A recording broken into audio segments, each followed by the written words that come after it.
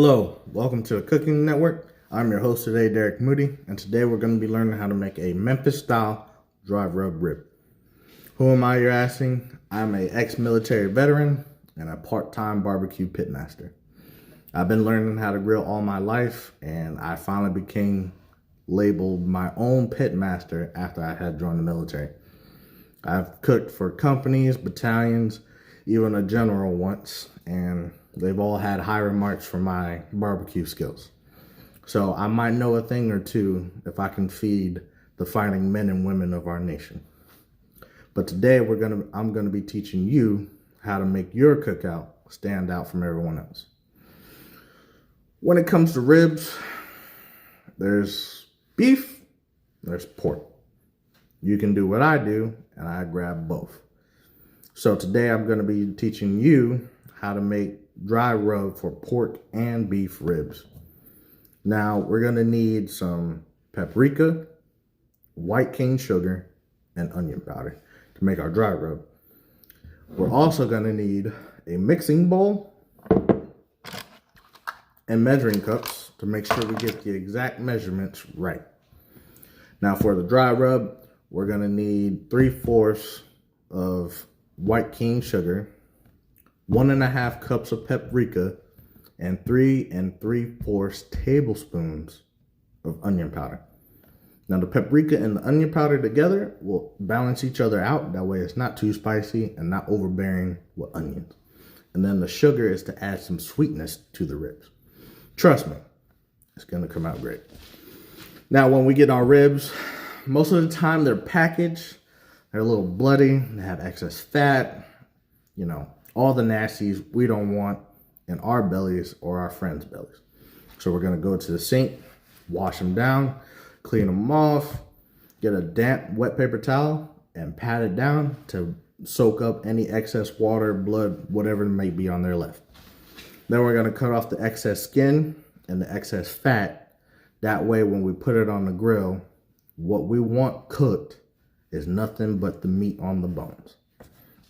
Now, when it comes to grilling the ribs, you're gonna wanna preheat your grill at 250 degrees. Now there's two ways of doing this.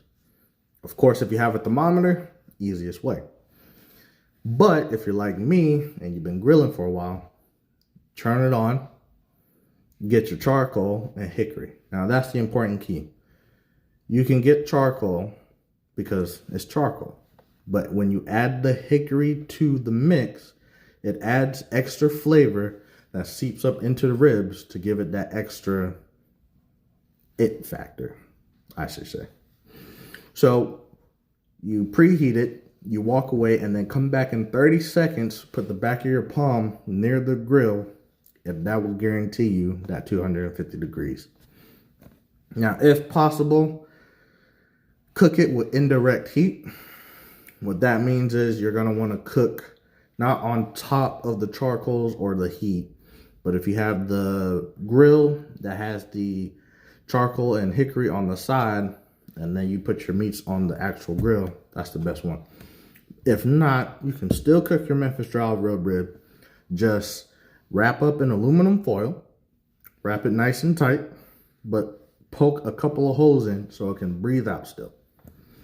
Now, when it comes to the pork, we're gonna wanna put it on there for 3 hours, flip it over for 1 more hour and let sit or until it starts to fall off the bone.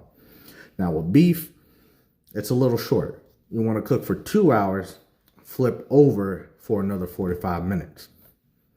At the end of the time, they're both done. So now, always remember, have your ingredients on hand. Make sure you season your ribs how you want because you have the dry rub. Make sure you have enough on there. And don't forget, even when it's done cooking, you can still put a little more dry rub on there if you want to. No one says you can have enough dry rub on ribs. Also remember, wash your ribs. Get all that junk off of it. And at the same time, make sure you cut any excess skin and fat off. Always remember that your grill is your best friend. And in order to make those perfect ribs, You need to have the perfect connection with that grill. Sounds cliche, but trust me, any good barbecue pit master will tell you he knows the ins and outs of his grill. Some of the best barbecue pit masters I know were females. Just saying. You have to be in tune with the grill or else none of the food will come out great. Hopefully this demonstration will get you from a regular grill master to a barbecue pit master. Thank you and have a good day.